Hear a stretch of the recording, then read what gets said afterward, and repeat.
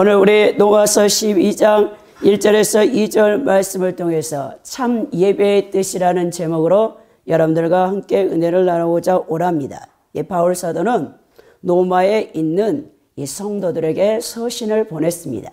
그래 이제 로마서 1장부터 11장까지는 이제 교리 부분에 대해서 이제 기록을 했고, 자, 우리가 무엇을 믿으며 어떻게 믿어야 하느냐, 그 교리를 이제 기록했죠.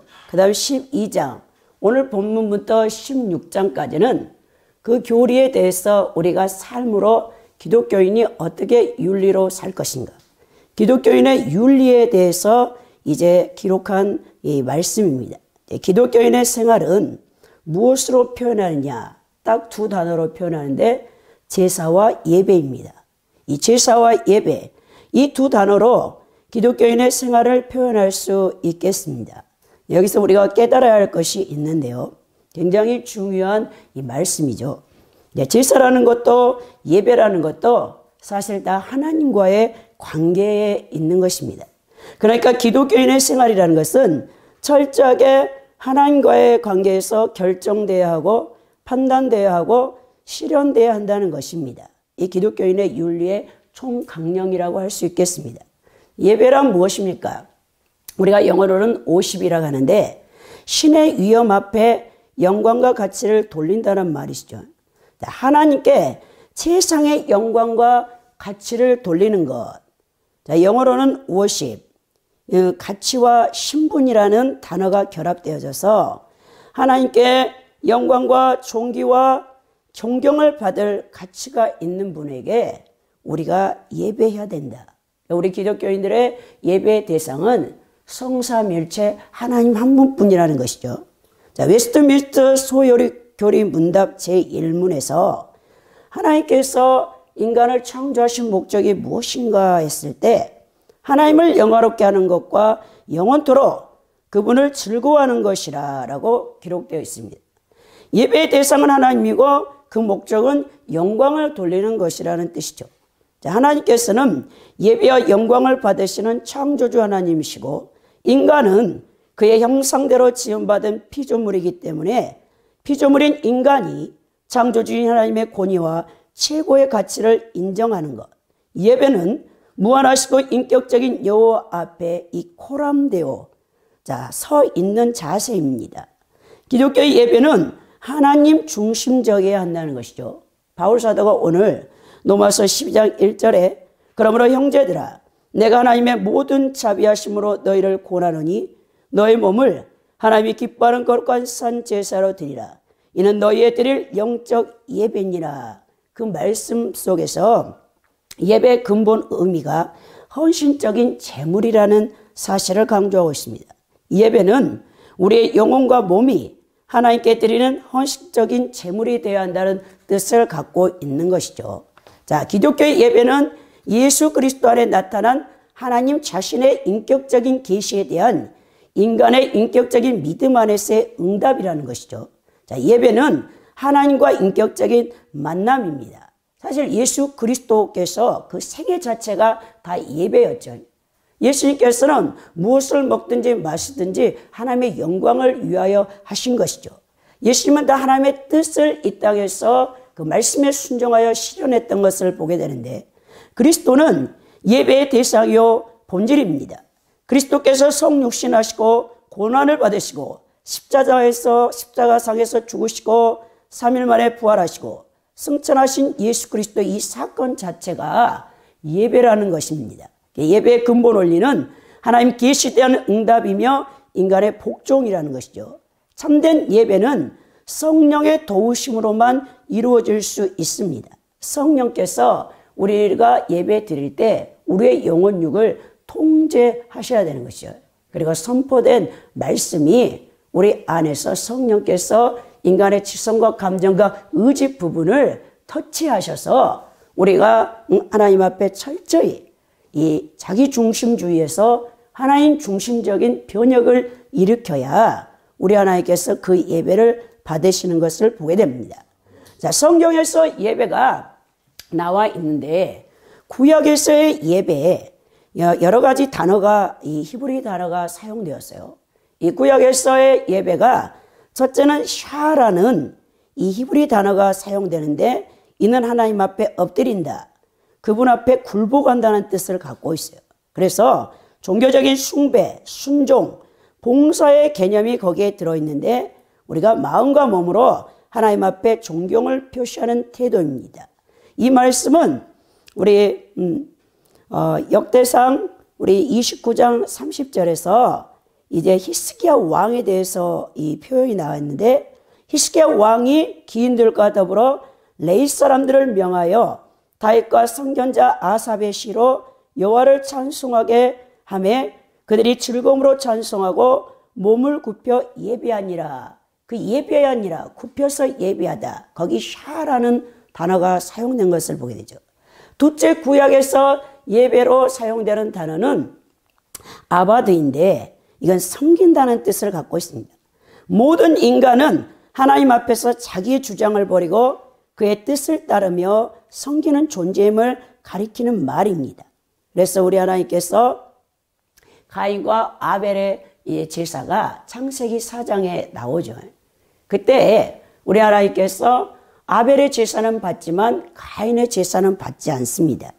이게 히브리서에도 그대로 나와 있어요.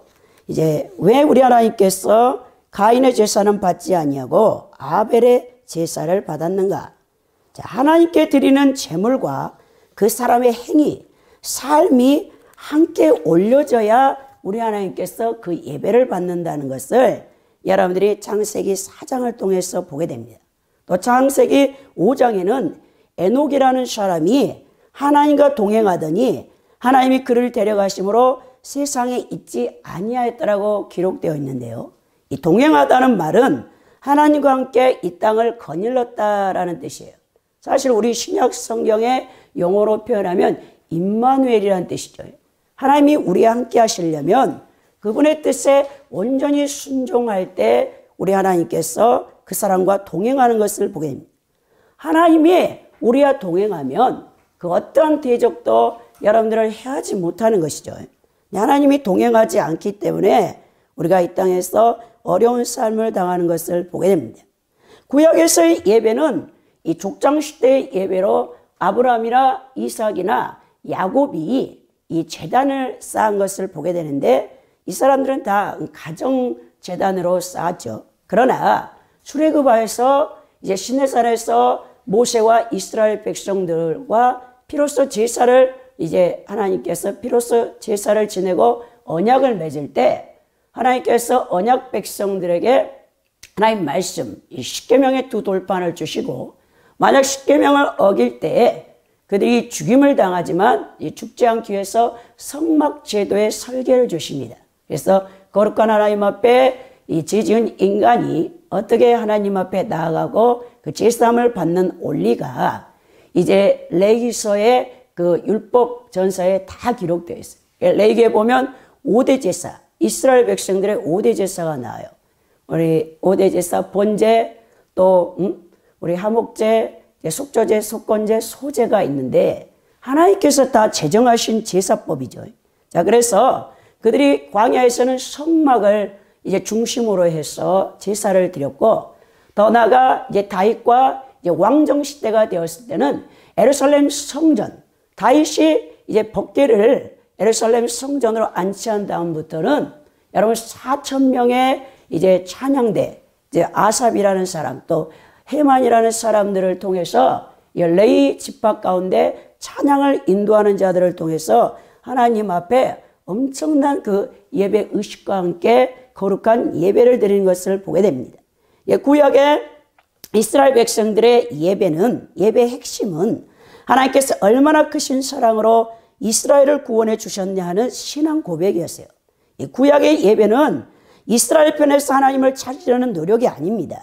이미 하나님께서 베풀어 주신 하나님에 대한 사랑, 그것에 감사해서 찬양을 올려드리는 예배인 것을 보게 됩니다. 그러나 그들이 계속해서 변질되는 것을 보게 됩니다. 결국 우리 하나님께서 이 구약의 이제 이스라엘 백성들을 에레미야 시대의 예언을 통해서 신바벨론이 이제 떠오르고 있을 때 느부갓네살 왕을 통해 3차 침공을 통해서 완전히 이제 이스라엘 나라를 멸망시킨 다음 성전 자체도 하나님께서 무너뜨렸고 더 나아가 법궤가 그때 사라진 것을 보게 되죠. 그 이상 이제 이스라엘은 성전 중심, 이스라엘 백성들은, 구약의 이스라엘 백성들은 성전이 있는 한 절대로 멸망하지 않는다라는 이 자민족 우월주의에 빠져 있었어요. 자기들만 선민이라고 생각하고 이방인들을 기취급하면서 하나님의 뜻을 몰랐다는 거죠. 자, 그런 가운데 우리 하나님께서 완전히 구약의 성전을 없애는 것을 보게 됩니다. 진정한 의미에서의 예배는 예수 그리스도를 통해 나타난 하나님과의 교제라는 것입니다. 오늘 우리 21세기 포스트 모던의 이 가치관을 갖고 있는 교인들이 예배의 순수성을 잃어가고 있는 것이죠. 우리 하나님께서 예배의 순수성을 잃어가면 거기에 함께하지 않는 것을 보게 됩니다. 자, 그래서 우리가 하나님 앞에 올바른 신앙생활을 해야 되는 것을 보게 되는데, 또 우리 하나님께서는 신약에서의 예배에 대해서 이제 단어가 나와요. 헬라어 단어가 나오는데, 신약의 예배는 첫째는 나트레이아라고 해서 섬긴다, 사용당한다, 보상을 위하여 일한다는 뜻이 기록되어 있어요. 계시록 7장 15절에 그러므로 그들이 하나님 보좌 앞에 있고 또 그의 성전에서 밤낮 하나님을 섬기매 보좌에 앉으신 이가 그들 위에 장막을 치시리니, 여기에 이제 나트레이아가 사용되었는데 섬긴다, 사용당한다, 기도와 간구와 대망 속에서 하나님을 섬기는 것을 뜻하고 있습니다. 둘째, 신약 성경에서 이 예배라는 헬라어 용어는 네이톨기아인데 이 단어의 뜻은 옛 언약 아래서의 제사장의 직무라는 거예요. 그래서 이제 1517년 마틴 루터가 종교개혁을 일으키면서 만인 제사장서를 얘기했죠. 여러분, 구약의 이스라엘 백성들은 하나님 앞에 나가지 못합니다. 지성서에는 7월 10일 대속죄일 용키푸데이 때 단 하루만 제사장이 자기의 그 화려한 에봇의 옷을 벗고 세마포의 옷을 입고 염소와 송아지 피를 가지고 법궤가 있는 지성소 안에 들어가서 그 속죄소 위에다가 하나님의 그 이스라엘 백성들 온 회중의 죄를 속함받기 위해서 피를 거기에 붓는 것을 보게 되죠. 그래서 우리 여호와 하나님께서 이스라엘 백성들의 제사를 흠량하시면 성령께서 불을 내리셔서 그 속죄소 위에 부어진 피를 다 핥는 것을 보게 되는데, 자, 대제사장은 딱 1년에 한 번밖에 지성소 안에 들어가지 못해요. 법궤에 가까이 나가지 못합니다. 그러나 우리가 마틴 루터를 통해서 개신교의 우리 모든 하나님의 백성들은 이제 하나님과 우리 사이를 맡고 있는 어떤 대제사장의 역할을 하는 사람이 필요 없어요. 우리가 직접 하나님께서 주신 담대함 가지고 예수 그리스도의 보혈의 능력을 힘입어서 제사함 받아서 하나님 보좌 앞에 담대히 나가서 우리의 죄를 아뢰고 하나님 앞에 간구할 수 있는 만인 제사장들이 된 것을 보게 된다는 것이죠. 더 나아가서 셋째, 프로스쿠네오라는 이 단어가 쓰였습니다. 이건 무릎을 꿇고 엎드린다, 누구의 손에 입맞추다, 복종하다는 말로 예배 드리는 자가 예배를 받으시는 이에게 절대적으로 존경하며 복종하는 의미를 갖고 있어요. 이건 억지로 하는 게 아닙니다. 너무나 하나님의 사랑, 이 십자가의 은혜를 깨달은 우리 모든 그리스도인들이 하나님 사랑 앞에 감격해서 자진해서 자원해서 경배하는 경건한 행위를 뜻하고 있는 것을 보게 됩니다. 자, 그래서 이러한 말뜻을 가지고 있는 신약의 예배는 그리스도의 죽음과 부활을 중심으로 한 예배가 되어 부활하신 날, 즉 이레 중 첫날인 주일에 예배를 드리게 되었습니다. 이러한 신약의 예배는 하나님 나라의 모형으로서 그리스도의 영적 고향이며 장차올 그리스도를 영접하기 위한 의식인 것이죠. 하나님의 은총에 대한 보답을 상징하는 것을 보게 된다는 것입니다. 자, 구약의 예배가 드림의 예배였다면 신약의 예배는 영적 교제의 예배였다는 것을 우리가 기억해야 된다는 것이죠. 그래서 예수님께서 오셨을 때도 예수님이 예루살렘 성전에 가셨죠. 그래서 이제 가야바, 이 안디바가 노마의 대제사장 직분을 돈을 주고 사가지고 자기 친인척들을 다 장사하게 만들어가지고 환전세를 받고 또 재물을 빨리 디아스포라로 있던 유대인들 만 20대 된 남자들이 반드시 이제 1년에 3차례는 여호와 하나님 앞에 와야 돼요. 제사를 드리게 되죠. 6월절과 오순절과 장막절 날은 전 세계에 다 흩어져 있던 디아스포라인 유대인 남자들이 예루살렘 성전에 와서 제사를 드리는데 멀리서 재물을 끌고 올 수 없잖아요. 소나 양이나 그런 것들을 가지고 올 수 없으니까 이제 그 예루살렘 성전에 장사하는 자들에게 돈을 많이 주고 재물을 사고 또 거기 성전에 환전세가 있어서 환전한 거기서 이제 마진을 남겨먹는 이 대제사장의 친인척들이 그 장사를 하고 있을 때 예수님께서 가서 여러분 성전을 다 뒤엎으면서 내 집은 만민이 기도하는 집인데 너희들이 강도의 소굴을 만들었구나 하면서 예수님께서 완전히 책망하시는 것을 보게 됩니다. 그러면서 예수님이 신약 성경에 요한복음 4장에 이제 수가성 여인들의 만남을 통해서 예배가 무엇인가를 말씀해 주는 거죠. 우리 요한복음 4장에 23절에서 그 말씀이 분명히 나와 있는 거예요. 하나님의 영이시니 예배하는 자가 신령과 진정으로 예배할지냐 그랬죠. 자, 신령과 진정으로 예배하는 것이 진정한 예배라고 우리 주님께서 말씀하셨죠. 자, 이 신령하다.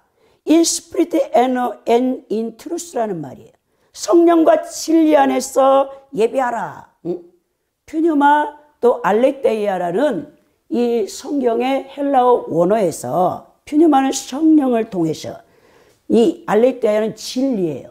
진리의 말씀이 선포되는데 성령께서 거기에 역사하신다. 신령과 진정으로 드리는 예배는 성령의 지도와 억지 아래 드리는 참 하나님의 예배라는 뜻이죠. 원래 성전에서 예배를 드렸던 그들이 디아스포라가 되면서 예루살렘 성전에 올 수 없게 되니까 해당이라는 이 시나고그라는 이 해당의 제도가 생겼어요. 그래서 사도들이 바울 사도가 이방 사도로서 계속 복음을 증거하면서 교회를 개척해 갈 때에 그 유대인 이제 안식일 날에 예배 드릴 곳이 없으니까 그가 해당에 가든지 아니면 강가 구별된 장소에 가서 하나님 앞에 예배 드리는 것이 사도행전이라 또 여러 서신서 바울이 보낸 서신서에 나와 있습니다. 원래 해당은 교육기관이었어요. 근데 나중에 예배 초소로 바뀐 것을 보게 되죠. 제물을 드려서 피제사를 드릴 수 없으니까 이 해당에서는 뭘 했냐. 납비들이 구약 성경 말씀을 그냥 읽어주는 겁니다. 사실 유대 민족들은 아직도 납비들이 사실 이 성경을 해석하지 않아요. 그냥 원문을 그대로 말씀을 읽어주는 거예요. 에스라가 포로 귀환한 다음에 자 스룹바벨 성전 그 광장에 다 모여가지고 이스라엘 백성들에게 회개를 시켰던 것처럼 자 어떤 해석 인간의 어떤 그 말을 붙이지 않습니다. 그냥 구약 39권에 납비가 그냥 읽어주는 거죠. 자 그러면서 예배의 모습이 계속 바뀐 것을 보게 됩니다. 오늘 바울은 우리에게 이 본문을 통해서 로마서 12장 1, 2절을 통해서 몸으로 산 제사를 드리라 그랬어요. 그러므로 형제들아 그러므로 지금까지 내가 너희들에게 교리를 얘기했다. 어떻게 하나님을 섬겨야 될 법을 다 얘기했다. 자 예수는 어떻게 믿어야 되고 우리가 믿는 바는 무엇이다. 로마서 1장부터 11장까지 교리 부분을 설명했고 오늘 12장 1절에서 그러므로 형제들아 하나님의 모든 자비하심으로 너희를 권한다. 이 바울 사도는 교리 부분에서는 타협함이 없습니다. 왜냐? 그래서 갈라디아서 같은 서신에서 내가 전한 복음을 변개시켜서 전하는 자는 천사라 할지라도 저주를 받을지다 그랬어요. 바울이 전한 복음은 사실 자기의 말이 아니죠. 성령의 계시를 받아서 계시의 정신과 지혜를 받아서 하나님께서 바울 사도를 들어 사용하셔서 13개의 서신을 통해서 전부 교리를 정립한 것이죠. 그때는 중구난방 어떻게 하나님을 섬겨야 될지를 모르는 거예요. 예수님의 12제자들 3년 6개월 공생애 가운데 베드로를 비롯해서 사도들이 있었어요. 예수님과 함께 먹고 마시면서 예수님이 비유로 하신 말씀을 다 알았지만 그 말씀을 교리적으로 이 독트린으로 정립을 하지 못해요. 그런데 정통 가말리엘 학문에서 유대 교육을 받았던 바울 사도는 하나님께서 이제 다메섹 도상에서 부활하신 예수님을 빛으로 만난 다음에 그가 아라비아 광야에 끌려가 가지고 하나님께서 친히 계시와 지혜 정신을 주셔서 우리 지금 2000년 교회사 가운데 어떻게 우리가 하나님을 섬겨야 될 부분 교리를 다 정립했던 것을 보게 됩니다. 그래서 바울은 교리 부분에 말할 때는 한치의 양보가 없습니다. 그러나 이 교리를 그리스도인들이 삶 속에서 윤리로 실천할 때는 이제 강하게 하지 않아요. 권면하는 것이죠. 이 권면은 자신을 낮추어서 형제로서 말을 합니다. 하나님의 자비하심으로 권면한다 말하면서 너희들이 스스로 판단하고 스스로 결단하고 자율적으로 행하라는 뜻이죠. 이 윤리 부분에서는 강압적이지 않는단 말이에요. 그러면서 그들에게 오늘 그리스도인들이 어떤 생활을 해야 되나? 우리는 하나님의 말씀을 따라서 기독교인 윤리를 성경적인 윤리를 우리가 삶 속에서 실천해야 된다는 것입니다. 하나님 말씀을 실천할 때 우리가 하나님 앞에 벌벌 떨면서 두려워하면서 죄의식 속에서 저주의식 속에서 공포를 쫓아서 그 말씀을 지키는 게 아니에요. 자원해서 하나님을 사랑해서 기뻐서 우리가 그 말씀을 순종하는 것이죠. 여러분 타종교에 이 샤머님적인 특히 우리나라는 샤머님적인 요소가 강하죠. 그래서 나이 드신 할머니 노모님들을 보면 야 예수님을 믿는데도 여전히 이 세계관과 가치관과 인생관이 안 바뀌어가지고 샤머니적인 이 바탕이 있어요. 꿈자리가 뒤숭숭하네. 아이고 그러면 막 걱정하는 것이죠. 여러분 근데 이게 우리가 염려 근심 걱정하면 꿈으로 막 그게 오는 거죠. 근데 우리는 그리스도 안에서 하나님의 절대적인 주권과 섭리를 믿는다면 여러분들에게 하나님께서는 선으로만 우리를 인도하지 아니하고 악에서도 선을 창출할 수 있는 분이라는 것을 절대적으로 하나님을 신뢰하며 믿어야 된다는 것이죠. 그래 우리가 기쁜 마음으로 자원해서 하나님 말씀에 순종하는 거예요. 언제나 겸손하고 주인 예수 그리스도의 사랑 안에서 우리가 감사함으로 하나님 말씀을 순종하는 것입니다. 오늘 바울 사도가 우리가 제사를 드리는데 어떻게 드려야 되냐? 너의 몸을 하나님이 기뻐하시는 거룩한 산 제사로 드리라고 했단 말입니다. 제사가 얼마나 중요합니까? 유대 민족들은 제사에 목숨을 걸죠. 제사 잘못 드리면 대제사장도 대속죄일 날 제사 잘못 드리면 그 자리에서 죽임을 당하는 거예요. 자, 그런데 이 제사를 드리는데 어떻게 드리냐? 이 드린다라는 본 뜻이 하나님께 바친다 혹은 예물을 드린다 하는 말인데요. 또 원문 그대로 보면 드리고 또 드리고 계속적으로 우리가 제사를 드린다는 거예요. 여러분들이 우리가 교회 이제 절기로 교회력으로 우리가 52주를 주일을 성수하는 것이죠. 예, 매 주일 여러분들은 그리스도의 몸된 자로 와가지고 하나님 앞에 예배를 드립니다. 그 제사 드리고 있는 거예요 지금. 근데 이 제사 드리는 것은 사실 구약에서 내 죄를 대속하기 위해서 양이나 소나 또 가난한 자는 비둘기 방구 2마리나 그것도 없는 사람은 이제 곡물 에바 10분의 1을 가지고 와서 자기 형편에 따라서 재물을 가지고 와서 하나님 앞에 빈손으로 오면 안 되죠. 구약에 레위기서에 보면 그렇습니다. 이제 원래 자신을 드려야 되는데 자신을 전부 드릴 수 없기 때문에 그 재물을 끌고 와가지고 드렸는데 계속 드리는 것이죠. 우리도 52주를 하나님 앞에 예배를 드립니다. 근데 이 제사에서 가장 중요한 거냐? 재물이에요, 재물. 재물이 깨끗해야 돼. 깨끗한 것이라야 하나님께서 그것을 받는다. 흠없고 점없는 우양. 그걸 끌고 와서 하나님 앞에 드려야 되는데 이스라엘 백성들이 타락하니까 마지막 구약의 39권의 마지막 선지자인 이 말라기 선지자가 보니까 이 이스라엘 백성들이 제사를 드리는데 제사장부터 시작해서 다 백성들이 타락했죠. 그래가지고 제물을 끌고 오는데 눈 하나 없는 양을 끌고 오고 다리 한 짝 저는 그런 것을 끌고 왔어요. 그리고 또 하나님 것을 11조를 헌물을 도둑질했죠. 그래서 말라기 선지자가 강하게 그들을 비판하는 것을 보게 됩니다. 해결하고 막 돌이키라고 했죠. 그러면서 결국 계속 이스라엘 백성들은 하나님 앞에 순전한 제사를 잃어버리고 우리 하나님께서 40년 암흑기 동안 이제 선지자를 보내주지 아니하고 말씀이 없는 것이죠. 구약의 말라기서 선지자를 통해서 하나님이 이제 말씀하지 않으셨어요. 그리고 이제 우리가 신약의 마태복음이 쓰여졌을 때 그 광야에서 초림하실 예수 그리스도를 외치는 그 길을 예비한 세례 요한이라는 사람이 그 석청과 메뚜기를 먹고 구별되어 가지고 메시아가 오실 것을 외치는 것을 보게 되죠.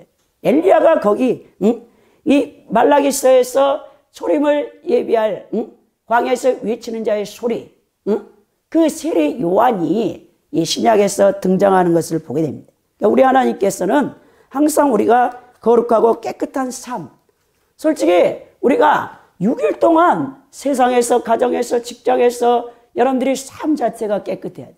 그래서 오늘 주일에 드리지는 예배가 그 재물을 가지고 오는 것이죠. 하나님이 그래서 그 재물을 받는단 말입니다. 재물의 특징은 뭐냐? 깨끗할 뿐만 아니라 둘째는 죽어야 돼요. 죽은 것을 갖고 오면 안 돼요. 산 것을 가지고 와서 그 자리에서 죽여야 돼요. 그러니까 죽은 것은 절대 못 드립니다. 하나님 앞에 드리는 제사는 반드시 산 것을 드려야 되는데 이 살아있다는 건 뭡니까? 생명을 드린다는 뜻이죠. 우리가 물질 문제가 아니고 우리가 이 재물의 문제가 아니에요. 내 자신을 드려야 돼요. 사실은 우리가 첫 제사, 우리가 첫 예배를 드렸을 때 여러분들이 예수 그리스도를 믿겠다고 구주로 인격적으로 영접했을 때 세례 받을 때 사실 여러분들이 죽어져야 돼요. 이 사람이 완전히 거기서 수장돼야 돼요. 제 경우는 제가 이제 어릴 때부터 예수님을 믿었는데 제가 세례 받기 전까지는 신앙이 좋지 않았어요. 근데 부활주일에 제가 장로교를 다녔기 때문에 부활절날 세례를 제가 받은 거죠. 근데 세례를 딱 받는 그 순간에 완전히 성령께서 저를 이제 사로잡은 것이죠. 그래가지고 그때부터는 주를 위해서 완전히 목숨을 내놓을 정도로 완전히 세례 받기 전과 후가 완전히 제가 바뀐 거예요. 그래서 세례 받은 후에는 이제 완전히 예수 그리스도만을 위해서 살겠다고 헌신하면서 이 길을 달려온 것을 보게 됩니다. 하나님 앞에 드렸다가 도로 빼앗다가 또 하나님께 드렸다가 그 다음에 자기가 한번 사용했다가 이럴 수 없는 거예요. 그래서 이 표현을 가장 잘한 분이 누구냐? 바울 사도가 갈라디아서 2장 20절에 고백했죠. 내가 그리스도와 함께 십자가에 못 박혔나니 그런즉 이제는 내가 사는 것이 아니오 오직 내 안에 그리스도께서 사시는 것이라.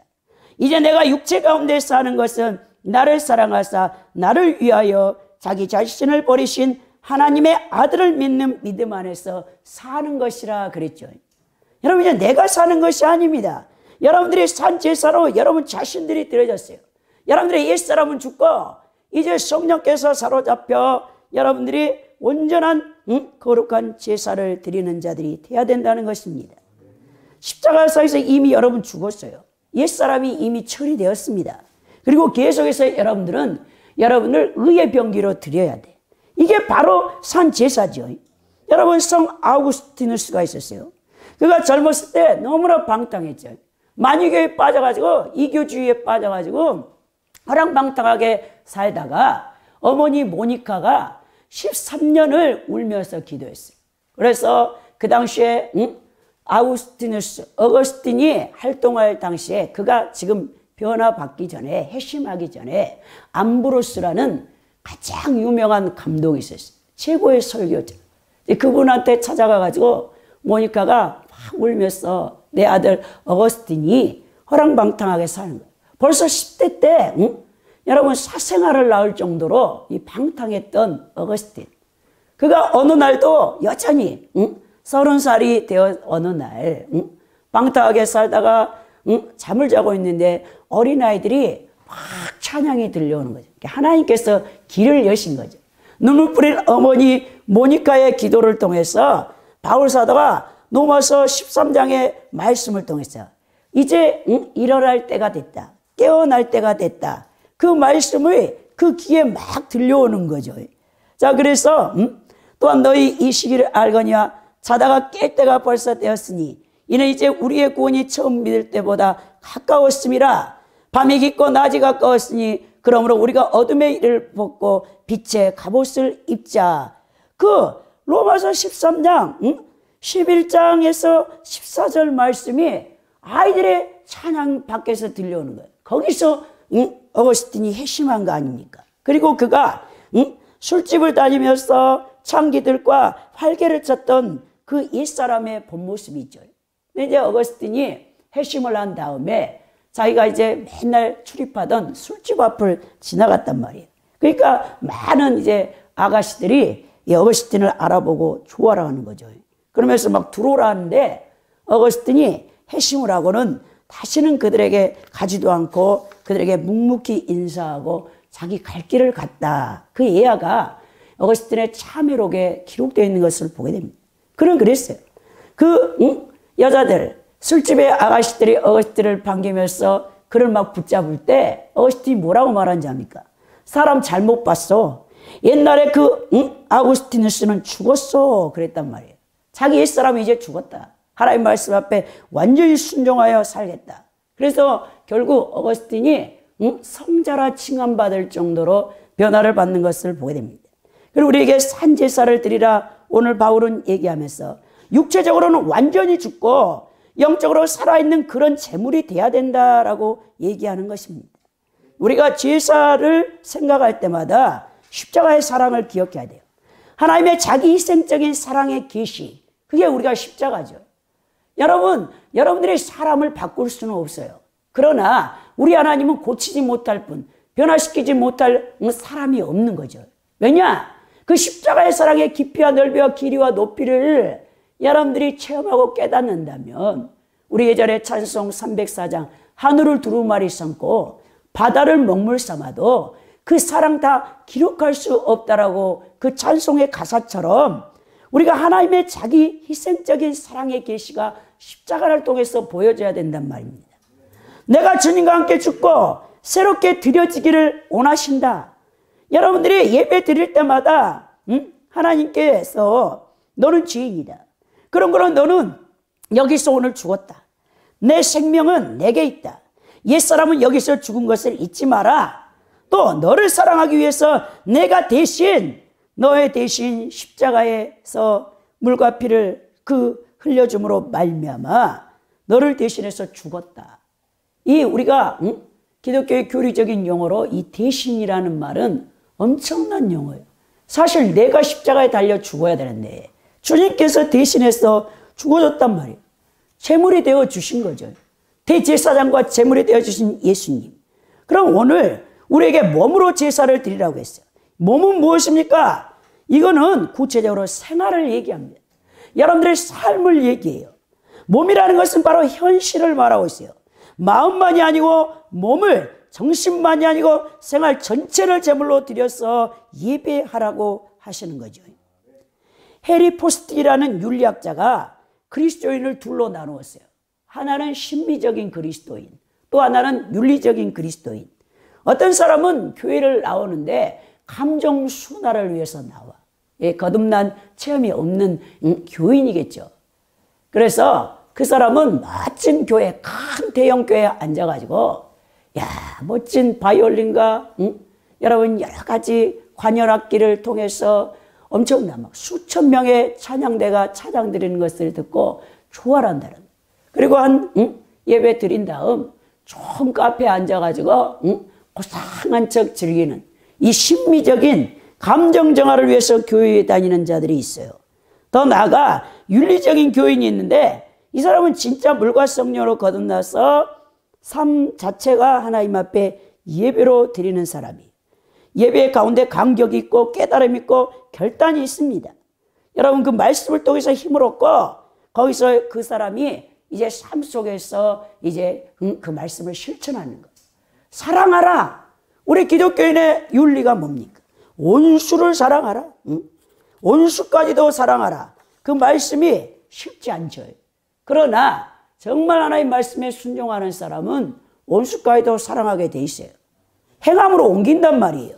믿는 바를, 자기가 깨달은 바를 의지를 가지고 결단해서 삶으로 사는 자가 윤리적인 교인이라고 말합니다.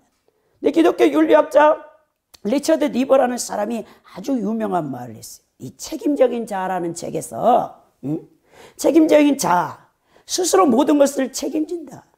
여러분, 회개가 무엇입니까? 이 잘못은 내 책임입니다. 이게 회개죠. 어떤 사람은 말은 내가 잘못했습니다 해놓고는 내 남편 때문에, 내 아내 때문에, 저 사람 때문에 다 핑계대, 변명. 이거는 여러분 책임적인 자아가 아니죠. 이 책임적인 자아라는 것은 남을 원망하지 않는 거예요. 다 내가 선택했고 내가 결정했으니까 누구도 원망하지 않는다. 전부 원인이 나한테 있다. 이게 책임적인 자아를 가진 사람이에요. 어떤 사람은 전부 원인이 남한테 있다는 거예요. 사회가 못됐고 세상이 못됐고 부모가 못됐고 다 못됐다는 거예요. 인격이 성숙한 사람, 여러분 고난을 통해서 연단을 많이 받은 사람은 책임성 있게 모든 것을 자기가 책임질 줄 아는 사람이에요. 근데 그러지 않는 사람은 다 변명하고 다른 사람이 잘못했다는 거예요. 여러분, 누가 가라고 한다 해서 갑니까? 또 누가 먹으라고 한다 해서 먹습니까? 하라고 해서 합니까? 자기가 결정하는 거예요. 그래서 우리가 주님 심판대 앞에 섰을 때도 선악간에 자기가 몸으로 행한 대로 심판받는다는 거예요. 여러분들이 이 땅에서 예수님을 믿고 신앙생활을 했지만 반드시 죽어서 우리 주님 심판대 앞에 서는데, 야, 어떤 목사님이 이렇게 하라고 했는데요, 안 통합니다. 왜? 지금은 다 하나님께서 말씀을 열어주셨어요. 성숙한 시대예요. 환란이 다가오기 직전입니다.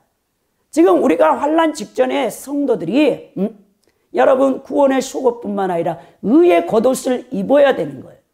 그리스도의 신부가 세마포 옷으로 단장되어 있어요. 그 계시록 19장에서 세마포의 옷은 성도의 의로운 행실이라고 했단 말입니다. 변명할 수가 없어요. 어린아이 상태에서 머물러가지고 어떤 주의 종의 설교를 통해서 저는 그렇게 알았는데요, 우리 하나님께 안 통한다는 거예요. 왜? 성경 66권의 말씀이 우리에게 주어졌기 때문에 우리는 성경적인 신앙생활을 해야 한다는 것이죠. 하나님 앞에 제물이 된다는 것은 무슨 뜻입니까? 스스로 몸을 바친다는 거예요. 자기 스스로를 하나님 앞에 바치는 생활로 사는 것. 그럴 때 우리 하나님께서 우리 예배를 받으신다는 거예요. 이는 너희 드릴 영적 예배니라 했는데, 이 영적 예배는 헬라어로 노기첸 나트레안이란 뜻이에요. 이거는 무슨 뜻이냐? 합리적인 예배다. 하나님이 받을 수 있는 예배다라는 뜻이죠. 여러분들이 예수 믿고 지금까지 수많은 날들을 여러분 예배를 드렸을 것입니다. 그러나 하나님 앞에 여러분 예배가 합당해서 연락된 예배가 얼마나 되겠습니까? 예배하는 자세를 보면 그 사람의 생활도 다 알 수 있어요. 가정에서 어떻게 했는가, 신앙생활을 어떻게 했는가, 사회생활을 어떻게 했는가 다 보여집니다. 예배 자세에서 이미 다 나타난다는 것입니다. 자, 그래서 특별히 예배는 영적인 거예요. 하나님과의 만남이죠. 하나님과 만나는 행위가 예배라는 것을 여러분 잊어서는 안 된다는 거예요. 내가 하나님을 찾아 만나는 것이 아니고 하나님 앞에 한 주간 동안 삶의 모습 그대로 나와서 자신을 보이는 것이란 말입니다. 하나님 앞에 예배하고 경배함으로 자신을 보인다. 이게 영적 예배라는 것이죠. 오늘 본문에서 너의 몸을 하나님께 제사로 드리라. 이것은 영적 예배니라 그랬다는 거예요. 이 예배라는 것은 하나님과 나와의 종말론적인 관계에 있어야 된다는 거예요. 하나님과 나와 오늘이 생전 처음인 것처럼, 또 오늘의 예배가 마지막 날인 것처럼 예배를 드려야 된다는 것입니다. 저는 예전에 기도원에 갔어요. 그 기도원 강사 목사님이 친구 목사님 교회에 어떤 집사님 얘기를 하시더라고요. 근데 그 집사님은 우리나라 서울대 음대를 나왔어요. 성악가. 최고의 목소리를 가진 분이에요. 그래서 항상 성가대에 메인 소프라노로 항상 예배 때 찬양을 올려드리는 그런 사역을 하셨던 분이라는 거예요. 근데 나이도 30대 중반밖에 되지 않는 아직 아이들이 이제 초등학교도 들어가지 않는 5살, 7살짜리 그 유치원에 다니는 두 자녀를 두고 있는 그 여자 집사님 얘기를 하더라고요. 그 교회가 어느 정도 성장하다가 계속 교회에서 말썽이 있었나 봐요. 그러면서 막 분열되어 나가고 그런 가운데 부흥사 목사님 아시는 후배 목사님 교회에 간증을 하더라고요. 그래서 그 여자 집사님이 그렇게 하나님 앞에 헌신봉사 목소리로 찬양을 드리면서 예배 시간에 메인 소프라노로 하나님을 영광을 돌렸는데 암에 걸렸대. 암에. 그래서 이 여자 집사님이 1년 동안 암투병을 했어요. 그래서 성가대를 쓰지 못한 가운데 토요일에 담임 목사님한테 연락이 왔다는 거예요. 제가 내일은 이제 그 주일날 대예배에 이 찬양을 제가 부르겠습니다. 그랬다는 거예요. 담임 목사님이 항암 치료받고 있는데 너무 걱정이 되죠. 그래서 이제 여자 집사님들, 권사님들을 보내서 목욕을 토요일날 다 시키고 이제 소프라노로 이 성가대에 딱 세웠대요. 주일에 지금까지 그 여자 집사님이 그 드렸던 그 어떤 찬송보다도 아름다운 찬양을 하나님 앞에 딱 드리고 성가대에 딱 앉더니 그 자리에서 가셔버린 거죠. 그래서 그 담임 목사님이 말씀을 절할 수가 없는 거예요.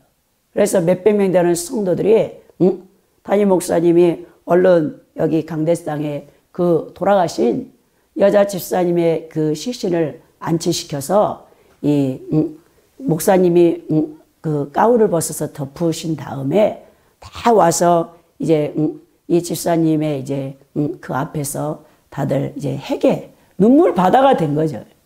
마지막까지 자기 목숨을 바쳐서 하나님을 찬양하고 그렇게 천국에 가셨다. 그 얘기를 하면서 근데 놀랍게도 그 여자 집사님의 그 헌신을 받던 사람들이 그 분열이 있고 갈등이 있던 그 교회에 하루아침에 그 바람이 잠잠해지더라는 거예요. 그러면서 그 교회가 배가의 부흥이 일어났다. 그 얘기를 하더라고요. 우리 하나님께서 한 사람의 헌신, 그 모습을 보시고 교회의 그 모든 분열을 이제 막으셨던 그 간증을 해주는 것을 보게 됩니다. 우리가 정말 우리 자신을 몸으로 하나님 앞에 예배를 드려야 되네요. 하나님 중심적인 생각을 해야 되는 것입니다. 내가 행동하는 것, 내가 가는 것, 오는 것 항상 하나님과 관계에서 생각해야 된다는 거예요. 특별히 여러분 가정에서 예배는 굉장히 중요합니다. 가정이 교회가 돼야 돼요.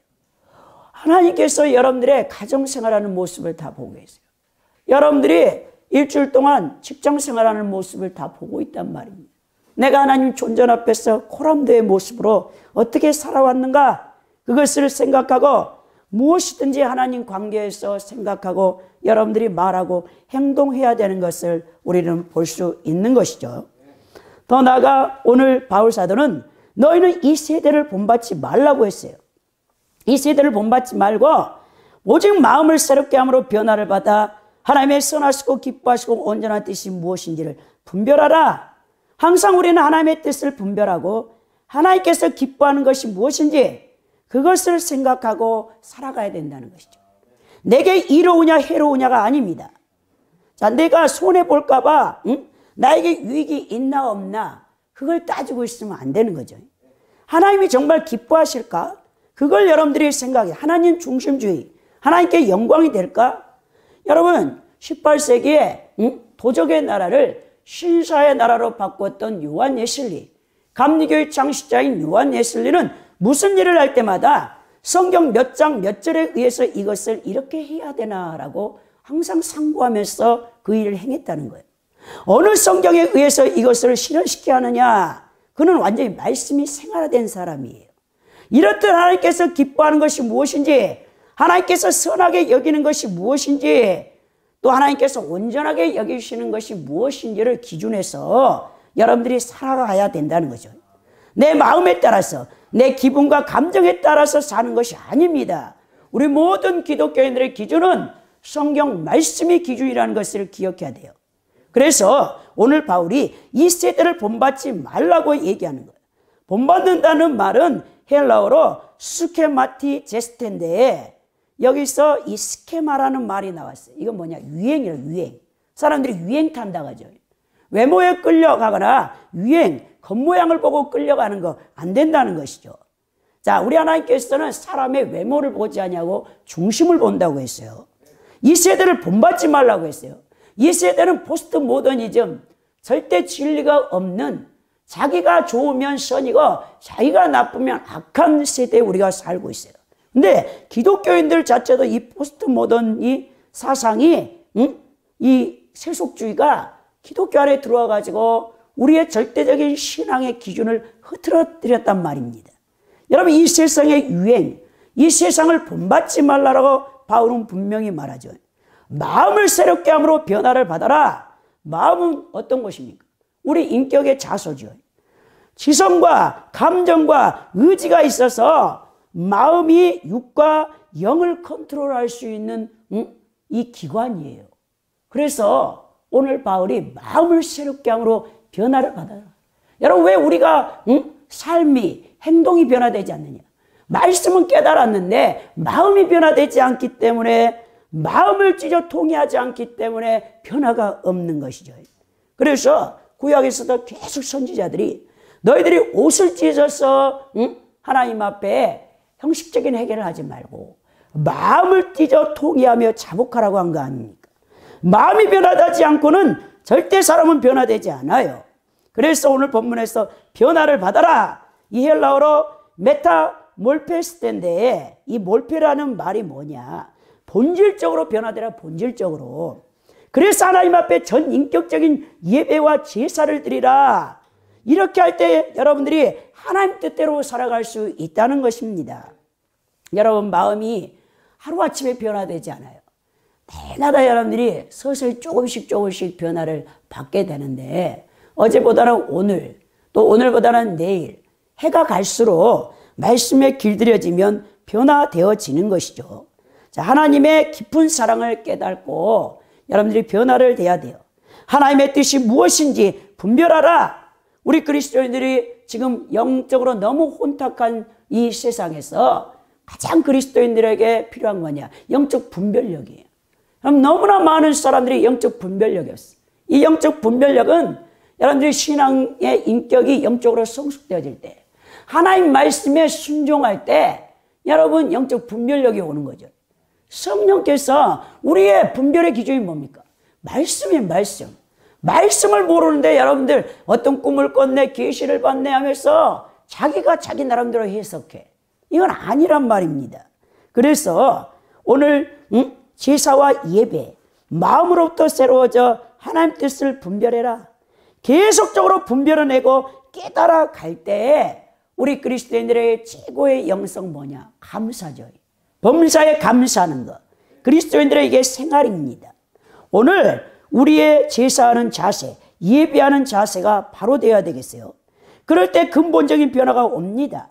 영적으로는 어린아이여가지고 여러분들이 속임당하고 이단이나 잘못된 데서 빠질 수 있어요. 그러나 영적으로 계속 성숙되어질수록 분명하게 하나님 뜻을 알아요. 여러분들이 하나님 앞에 계속적으로 순종하잖아요. 그러면 하나님 뜻이 무엇인가를 분명하게 아는데 여러분들이 순종하지 못하기 때문에 헷갈려. 하나님 뜻이 이것도 같고 저것도 같고 순종을 안 하기 때문에 그럽니다. 영적인 세계도 성숙된 만큼만 여러분들이 지각할 수 있는 거예요. 그래서 오늘 바울 사도가 우리 그리스도인들에게 로마 성도들에게 얘기했지만 오늘 21세기에 우리 기독교인들에게 말씀하고 있는 거죠. 형제들아, 너희 몸을 거룩한 산 제사로 드리고 너희는 이 세대를 본받지 말고 오직 하나님이 기뻐하시고 선하시고 온전한 뜻이 무엇인가를 분별하여 하나님 앞에 영광을 돌리는 예배자의 삶을 살아갈 수 있도록 우리에게 권면합니다. 우리가 다 이런 삶을 살아서 우리 하나님을 기쁘시게 할 수 있는 창조와 구속에 부합된 성도들로 살아갈 수 있기를 예수 그리스도 이름으로 축원드립니다.